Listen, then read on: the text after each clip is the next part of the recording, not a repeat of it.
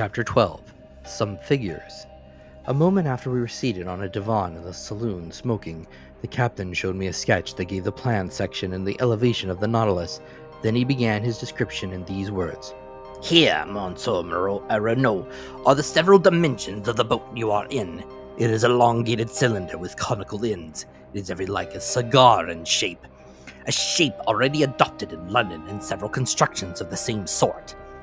The length of the cylinder from stem to stern is exactly 232 feet, and its maximum breadth is 26 feet. It is not quite built quite like your long voyage steamers, but its lines are sufficiently long and its curves prolonged enough to allow the water to slide off easily and oppose no obstacle to its passage.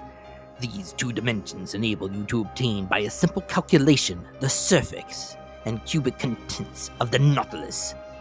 Its area measures 6,032 feet, and its contents about 1,500 cubic yards. That is to say, when completely immersed, it displaces 50,000 feet of water, or weighs 1,500 tons. When I made the plans for the submarine vessel, I meant that 9/10 should be submerged. Consequently, it ought only to displace 9/10 of its bulk. That is to say, only to weigh that number of tons. I ought not, therefore, to have exceeded that weight, constructing it on the aforesaid dimensions. The Nautilus is composed of two holes, one inside, the other outside, joined by T-shaped irons, which render it very strong. Indeed, owing to this cellular arrangement, it resists like a block, as if it were solid. Its sides cannot yield, it coheres spontaneously, and not by the closeness of its rivets, and its perfection union of the materials enable it to defy the roughest seas. These two holes are composed of steel plates, whose density is 0.7 to 0.8 that of water. The first is not less than 2.5 inches thick, and weighs 394 tons. The second envelope, the keel, 20 inches high and 10 thick, weighs only 62 tons. The engine, the ballast, the several accessories and apparatus appendages, the partitions and bulkheads weigh 961.62 tons. Do you follow all of that? I do. Then, when the Nautilus is afloat under these circumstances, 1/10 is out of the water.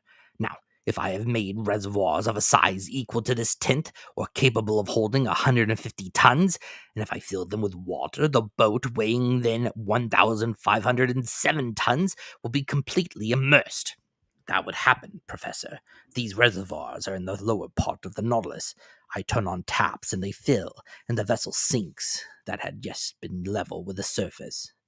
Well, Captain, but now we come to the real difficulty. I can understand your rising to the surface, but diving below the surface, does not your submarine contrivances encounter a pressure and consequently undergo an upward thrust of 1 atmosphere for every 30 feet of water?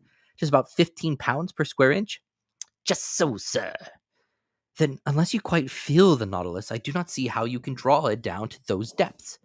Professor, you must not confound statics with dynamics, or you will be exposed to grave errors. There is very little labor spent in attaining the lower regions of the sea, for all bodies have a tendency to sink. When I wanted to find out the necessary increase of weight required to sink the Nautilus, I had only to calculate the reduction of volume that seawater acquires according to the depth.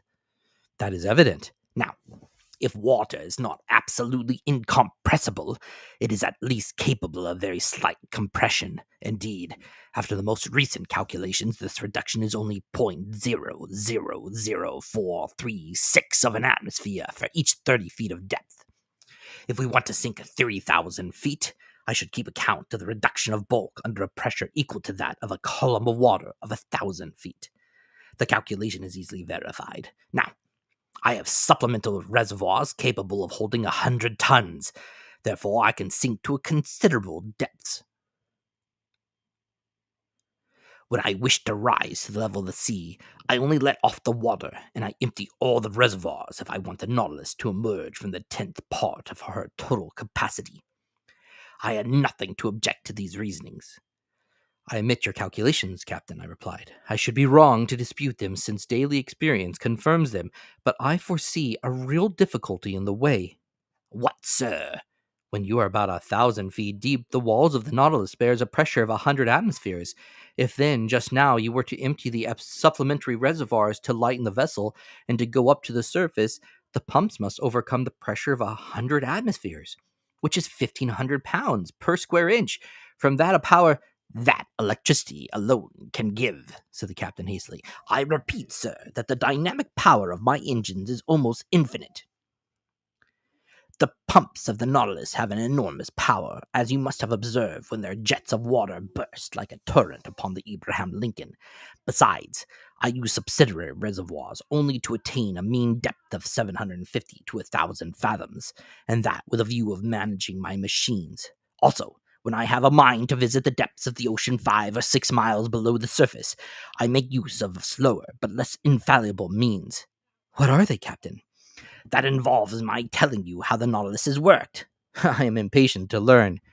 To steer this boat to starboard or port, to turn, in a word, following a horizontal plan, I use an ordinary rudder fixed on the back of the stern, and with one wheel and some tackle to steer by, but can also make the Nautilus rise and sink and rise by a vertical movement by means of 2 inclined planes fastened to its sides, opposite the center of flotation, planes that move in every direction and that are worked by powerful levers from the interior.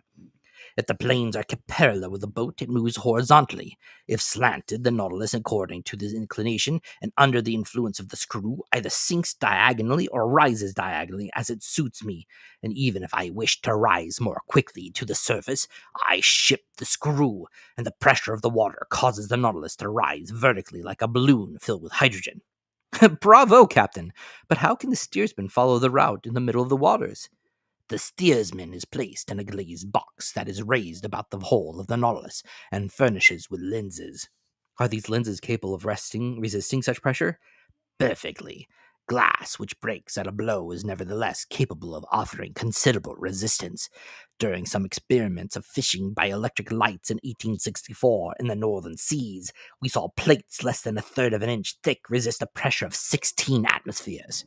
Now, the glass that I use is not less than 30 times thicker. Granted, but after all, in order to see the light must exceed the darkness, and in the midst of the darkness in the water, how can you see? Behind the steersman's cage is placed a powerful electric reflector, the rays from which light up the sea for half a mile in front. Bravo, bravo, Captain! Now I can account for this phosphorescence in the supposed narwhal that puzzled us so.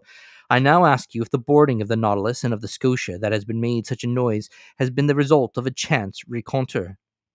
Quite accidental, sir. I was sailing only 1 fathom below the surface of the water when the shock came. It had no bad result. None, sir. But now, about your rencontre with the Abraham Lincolns. Professor, I am sorry for one of the best vessels in the American naval, but they attacked me, and I was bound to defend myself. I contented myself, however, with putting the frigate hors de combat. She will not have any difficulty in getting repaired at the next port.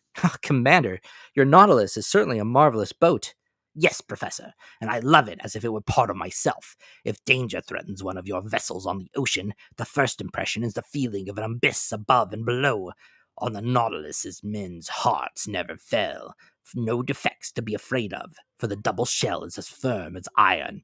No rigging to attend to, no sails for the wind to carry away, no boilers to burst, no fires to fear, for the vessel is made of iron, not of wood. No coal is run short, for electricity is the only mechanical agent. No collision to fear, for it alone swims in deep water. No tempest to brave, for when it dives below the water it reaches absolute tranquility.